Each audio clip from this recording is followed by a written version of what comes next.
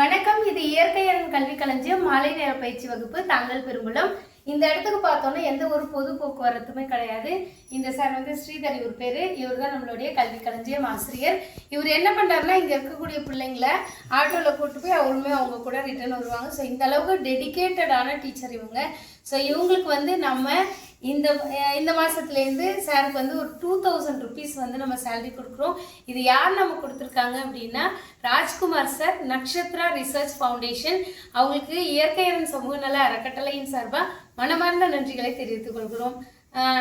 Thank you சொல்கிறேன். Nakshatra research ஃபவுண்டேஷனுக்கு thank you sir.